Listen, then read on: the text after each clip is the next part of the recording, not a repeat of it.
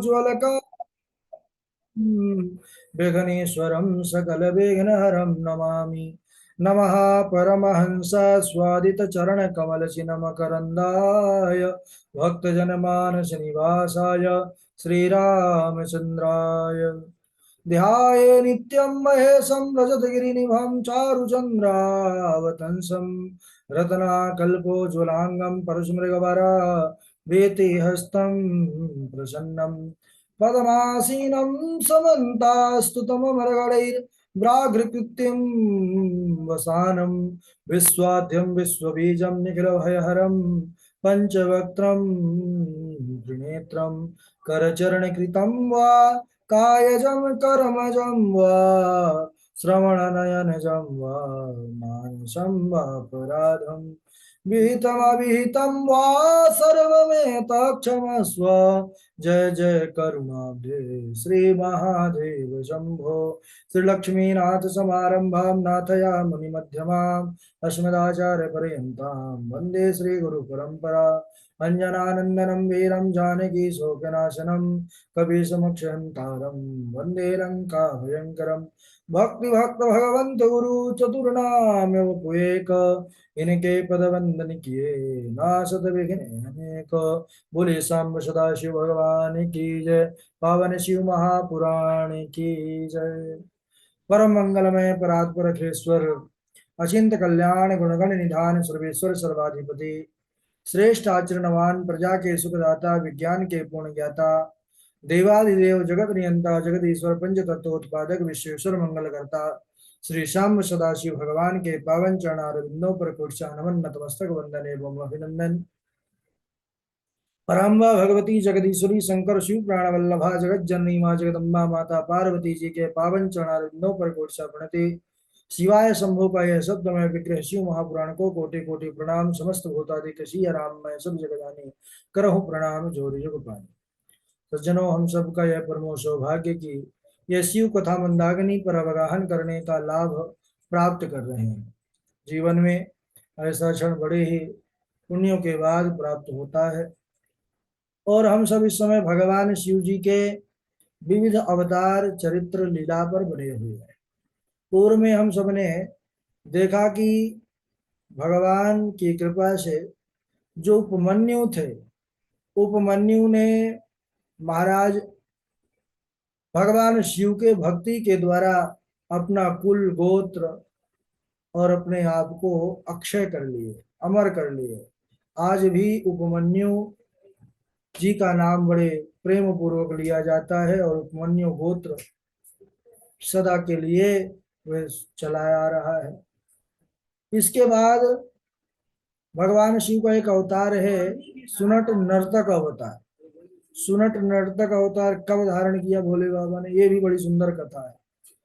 बोले कि जब पार्वती देवी जी वन में जाकर तप कर रही थी महादेव को पति रूप में प्राप्त करने के लिए, तब देवी पर प्रसन्न होकर के भोले बाबा जब वरदान देने के लिए कहे, देवी ने कहा कि आप हमारे पिता से हमको मांग लीजिए। तो देवी ने कहा कि आप हमारे घर जाइए। तब भोले बाबा बोले ठीक है। तो वह सुंदर नट नर्तक सुंदर वेश धारण करके नाचते हुए पहुंचे, डमरू बजाते हुए। अब बाबा तो नाचना भी उनका महाराज निराला है, डमरू की धुन भी निराली है। अब बाबा निराले हैं। बाबा पहुंच गए महाराज, अलख निरंजन मैया मैना आई। बोले क्या बात है बाबा जी? अरे बोले कुछ नहीं भैया, बस भिक्षा लेने आया हूँ। काहे की भिक्षा? बोले आप भिक्षा दे दीजिए। ठीक है, बड़ा सुंदर गाते हो बाबा, बड़ा सुंदर नाचते भी हो, इसलिए मैं प्रसन्न हूँ। अच्छा हाँ, मैं आपको जो भिक्षा चाहिए दूंगी। तब तो महाराज भोले बाबा और अच्छे से नाचने लगे, क्योंकि भिक्षा क्या चाहिए? भिक्षा में वह पार्वती मैया को लेने आए हैं, जगदम्बा को लेने आए हैं। तब तक महाराज वह रत्न राशि लेकर के मैया आई, बहुत सा धन द्रव्य, सुंदर स्वर्ण आभूषण, रत्न राशियां देने लगी। तो बाबा कहने लगे अरे मैया इसको दूर करो, दूर करो, मैं ये इसकी भिक्षा नहीं लेने आया हूँ। बोले काहे की भिक्षा लेंगे आप तो? बोले मुझे आपकी पुत्री पार्वती ही भिक्षा में चाहिए। ओ मैया अभी तक जो सराहना कर रही थी, बड़ा सुंदर गाता है, अरे गाली देना प्रारंभ कर दी। अरे बाबा, मति भौरा गई है तुम्हारी। तुम हमारी राजकुमारी का हाथ मांग रहे हो, पता नहीं है तुमको वह कौन है। अब क्योंकि जान नहीं पाई मैया मैना कि यह साक्षात सदाशिव है, साम्ब सदाशिव का ही स्वरूप है ऐसा, तो क्रोधित हो गई। जो नगर के उनके राज्य के सेवक थे उनको कहने लगी, भाई इसको बाहर निकालो बाबा को। तो बाबा की मति जो है घोरा गई है, तो उनको बाहर निकाल दिया गया महाराज। कि तब तक हिमाचल भी आ गए, गंगा स्नान करने गए थे। हिमाचल ने कहा क्या बात है, बोले बाबा जो है ऐसी ऐसी बातें कर। हिमाचल भी क्रोध में आ गए, बोले बोले इनको बंदी बनाओ। तब तक महाराज भगवान शिव ने कहा मैं थोड़ा अपना स्वरूप बताऊं ही इनको। जैसे ही सैनिक लोग दौड़े हैं, भगवान शिव जो नट नर्तक के रूप में थे महाराज, उन्होंने अपने स्वरूप में सूर्य का दर्शन करा दिया, विष्णु का दर्शन करा दिया, बोले कई देवताओं ब्रह्मा का दर्शन करा दिया। स्वयं भोले बाबा भी मुस्कुराते हुए डमरू बजाते नाचते हुए उसमें दिखने लग गए। और इसके बाद अंतर ध्यान हो गए महाराज, अपने धाम को चले गए। यह देख दोनों दुखी हो गए, बोले अरे हमसे तो बहुत बड़ा अपराध हो गया। राजा रानी रोने लगे, कहने लगे यह तो साक्षात सदाशिव ही आए थे हम पर कृपा करने के लिए, देखो हम अपने अज्ञान में आकर के इनको क्या क्या भला बुरा कह दिए। पछताने लगे। लेकिन तभी से शिव जी के प्रति इनके अंदर भक्ति का प्रादुर्भाव हो गया। तो यह भगवान के प्रत्येक अवतार में बड़े बड़े लीला रहस्य छुपे हैं। इसके बाद भगवान ने पुनः एक द्विज अवतार लिया, साधु वेश द्विज अवतार। वो किस लिए, तो वो भी बड़ी सुंदर कथा है महाराज। बाबा की कथा बड़ी सुंदर है। बोले बात उस समय की है कि जब पार्वती मैया का विवाह सदाशिव से करने का निर्णय दोनों पति पत्नी मैना और हमारे धराधीश हिमाचल ने ले लिया, तो देवता लोग इधर महाराज उदास हो गए। कहने लगे कि यह तो बड़ा गलत हो रहा है। बोले क्या, देवराज इंद्र ने कहा कि पृथ्वी का नाम जो रत्न गर्भा है, पता है क्यों है। बोले हिमालय के रहने से है। सारे रत्नों की खान कौन है, हिमालय, पर्वतों से ही सब निकलता है महाराज। जितना वैभव है, धन संपदा है, अपार धन संपदा है हमारे पर्वतों के अंदर। तो विचार किए कि यह कन्यादान हिमाचल अगर किया तो हिमाचल निर्वाण पद को प्राप्त कर लेगा, यानी मुक्त हो जाएगा। तो अगर हिमाचल मुक्त हुआ तो पृथ्वी से अस्तित्व चला जाएगा, और अस्तित्व गया तो महाराज रत्न गर्भा नाम जो पृथ्वी का है यह सदैव के लिए मिथ्या हो जाए। तो क्या किया जाए। बोले रत्न गर्भा नाम रहना चाहिए, विवाह हो चाहे ना हो। देवता लोग महाराज अपना कार्य सिद्ध करते हैं, बाकी मतलब नहीं है चाहे बाबा बिना विवाह के बैठे रहे कैलाश में। बोले क्या किया जाए। बोले चलते हैं कुछ करते हैं। तो जा करके पहले तो गुरु जी से बोले जाइए आप शिव निंदा कीजिए हिमाचल से कि अपनी पुत्री का विवाह कैंसिल कर दें भोले बाबा के साथ। हाँ, ये आज नहीं होता, पहले भी होता था महाराज, देवताओं से ही सब मनुष्यों ने सीखा है। गुरु बाबा ने कहा कि देवताओं तुम लोगों की बुद्धि भ्रष्ट हो गई है, शिव जी की निंदा करने से मैं नरक में जाऊंगा, तुम अपने गुरु को ही नरक में भेजना चाहते हो। बोले काम सिद्ध होना चाहिए गुरु जी, आप ही जाइए। बोले हम नहीं जाएंगे। गुरु बाबा ने जब मना कर दिया तो स्वयं सब गए। जब जाने कि भोले बाबा बड़े भोले हैं, और इतने भोले हैं, इनकी भोलेपन का अंदाजा आप इतने से लगा लीजिए कि भोले बाबा का विवाह पार्वती जी से तय है। भोले बाबा भी बड़े प्रसन्न हैं कि विवाह होगा। लेकिन आकर के देवताओं ने स्तुति थोड़ी क्या कर दिया और कह दिया महाराज। बोले क्या चाहिए। बोले प्रभु हम बड़े कष्ट में हैं। बोले क्यों, जो आपका विवाह पार्वती जी के साथ हो रहा है, कुछ ऐसा किया जाए कि आपका विवाह कैंसिल कर दें हिमाचल। अच्छा बस इतनी सी बात, हम अभी जाते हैं रूप बदल करके और इतनी सी निंदा करेंगे कि विवाह कैंसिल। अब बताइए कोई इनसे भोला होगा। विवाह के लिए बड़ा प्रयत्न किया गया, लेकिन भोले बाबा ने कहा ठीक है। अब पहुंच गए ब्रह्मचारी रूप धारण करके और जा करके कहने लगे कि अरे भाई तुम लोगों की बुद्धि विपरीत हो गई। जो शिव से तुम अपनी कन्या का विवाह करने आए हो, राजकुमारी सी है पुत्री, संसार में रहने वाले उस मरघटवासी के साथ कैसे रह पाएगी, कैसे अपने दिन जो है तो गुजार पाएगी। आपको पता है उसके पास वस्त्र भी नहीं है पहनने को, नंग धड़ंग घूमता रहता है। घर वर्ग के नाम में कुटिया भी नहीं बना के रखा। हाँ महाराज, और तो और सबके पास, बड़े बड़े देवताओं के पास भी विमान है, लेकिन उनके पास बैल है, वो भी महाराज जवान बैल नहीं, बूढ़ा बैल है। ओहो। बोले कि हम तो यही चाहते हैं कि आप अपनी कन्या के लिए कोई इंद्र विष्णु सरी के देवता को ढूंढिए, विवाह करिए, शिव को छोड़िए। तब तक महाराज मन बदल गया। हिमाचल मैना रोने लगे, अरे हम तो विवाह नहीं करेंगे। तब तक सदाशिव ने कहा बस हमारा काम बन गया, देवता लोग प्रसन्न हो, बोले बाबा चले आए। इस प्रकार उन्होंने अपने भक्तों को प्रसन्न करने के लिए ही देवताओं के निमित्त भगवान ने यह रूप धारण किया। ऐसे हैं हमारे भोले बाबा। अच्छा, भगवान शिव का एक और अवतार है जो हम सब जानते हैं, अश्वत्थामा। यह अश्वत्थामा भी शिव के ही अंश अवतार हैं। नंदीश्वर जी कहने लगे कि हे सनकादियों, अब सर्वव्यापी भगवान शंकर का एक और चरित्र सुनिए जो मैं कहता हूं। बोले अश्वत्थामा का नाम अवतार हुआ। अश्वत्थामा बोले कैसे आए? बोले बृहस्पते महाबुद्धेर देवर से रंसतो मुने भरद्वाज समुत्पन्नो द्रोणो यो निज आत्मवान। हे मुने, आप महाबुद्धिमान देवर्षि बृहस्पति के अंश से महर्षि भरद्वाज से अयोनुज पुत्र के रूप में आत्मवेता द्रोण उत्पन्न हुए, और द्रोण के ही महाराज ये अश्वत्थामा द्रोणाचार्य सब जानते हैं महाराज। महाभारत में विशेष इनकी भूमिका रही है, गुरु के रूप में प्रतिष्ठित थे और धनुर्धारियों में बड़े श्रेष्ठ थे। धनुर्विद्या का ज्ञान भी इन्होंने अर्जुन को दिया। बड़े पराक्रमी थे, वीरों में श्रेष्ठ थे, संपूर्ण शास्त्रों के ज्ञाता भी थे। और अपने बल के कारण ही द्रोण जी अपने बल से कौरवों के आचार्य हुए। फिर उनके मध्य 6 महारथियों में यह विख्यात हुए। 6 महारथी थे उस समय, जिसमें द्रोण का भी नाम था सज्जन। इन द्रोणाचार्य ने कौरवों की सहायता के लिए शिव जी के उद्देश्य से, यानी शिव जी को प्रसन्न करने के लिए बड़ा तप किया था। और तब से प्रसन्न होकर सदाशिव द्रोणाचार्य सामने प्रकट हुए। बोले क्या चाहिए?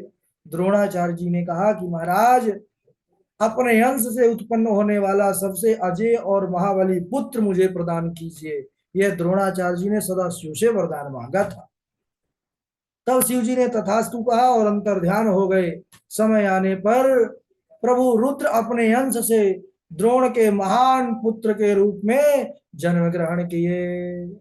अश्वत्थामेति विख्याता सा बभूव क्षितौ मुने प्रवीरा कंज पत्राक्ष शत्रुपक्ष भयंकर। हाँ भाई, तो शत्रु पक्ष क्षयंकरा, यानी शत्रु पक्षों का क्षय करने वाले। वे पृथ्वी पर किस नाम से विख्यात हुए? बोले अश्वत्थामा के नाम से। और उनकी आंखें जो थी, बोले कमल के पत्र के समान थी, शत्रु पक्ष का विनाश करने वाले थे।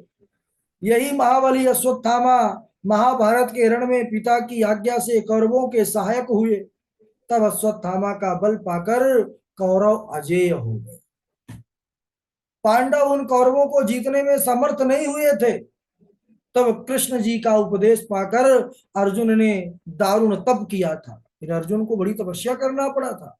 फिर शिव जी को ही प्रसन्न किया अर्जुन ने, और सब अस्त्रों को प्राप्त किया और उन्हें समर में जीता। शिव जी के अंश से उत्पन्न होने के कारण ही अश्वत्थामा इतना वीर हुआ कि उसने यत्न पूर्वक पांडवों के 5 पुत्रों को वध कर दिया।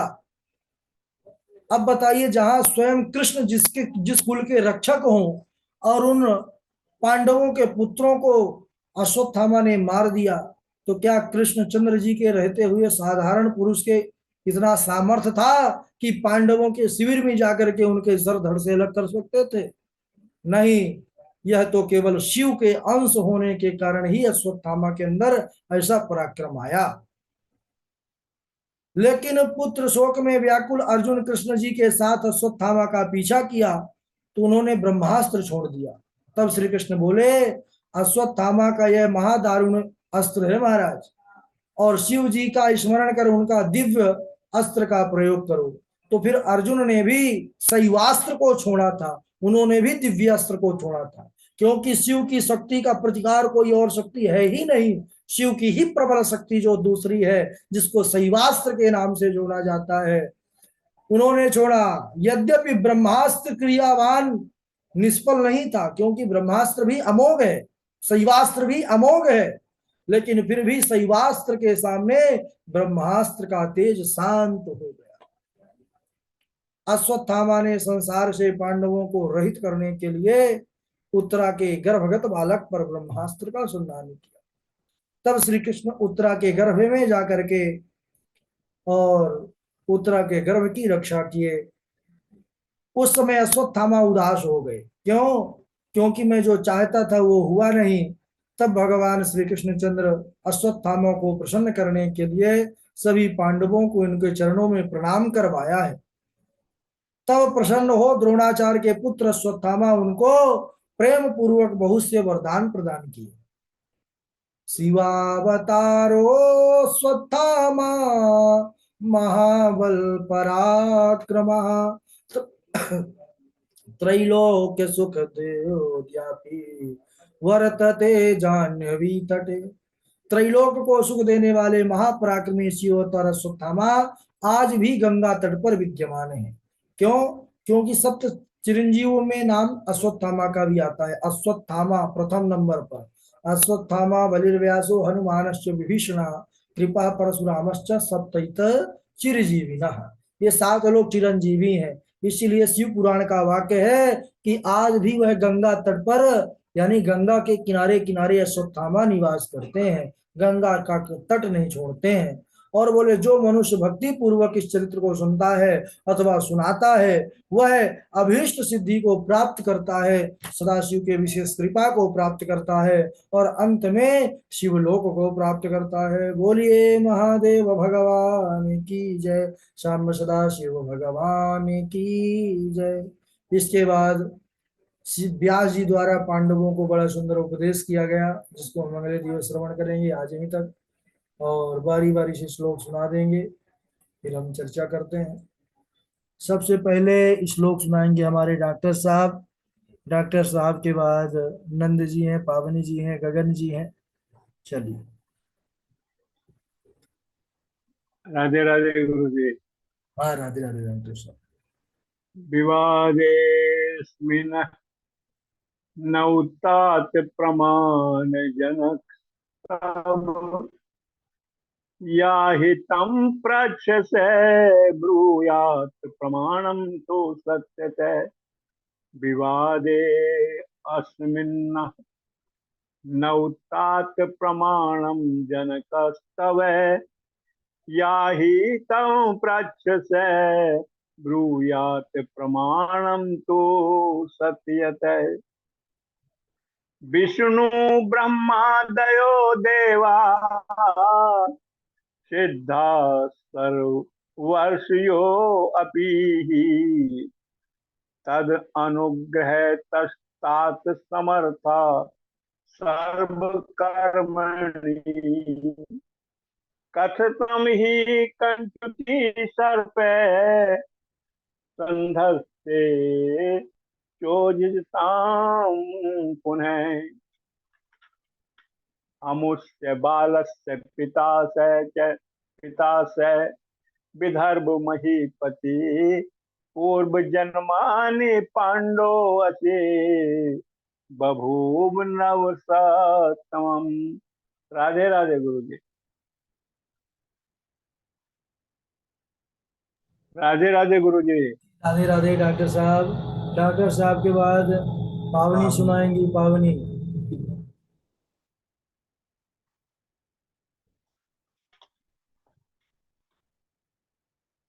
राधे राधे गुरुजी। विवादेऽस्मिन् हितोतात प्रमाणं जनकस्तव विष्णु ब्रह्मादयो देवाः सिद्धा सर्वर्षयोऽपि तदनुग्रहातस्तात् समर्था वर्षकर्मणि कथं किंचु किं सर्पा सन्धत्ते चोघे जितां पुनः अमुष्य बालस्य पितः सविदर्भ महीपति पूर्वजन्मानि पाण्ड्योऽस बभूव नृपसत्तमः अनिर्चित शिवा भक्त्या प्राप्नुवन्ति दरिद्रताम् सद्व्यक्त्यम् यां भूर्ब्रह्मवादिना ने नित्यमेक नमेकं च वरं तस्माद् वरोम्यहम् अजरश्च अमरश्च त्वं सर्वदा विवर्जितः सर्वपूज्यो निर्विकारी भक्तानां प्रवरो भव। राधे राधे।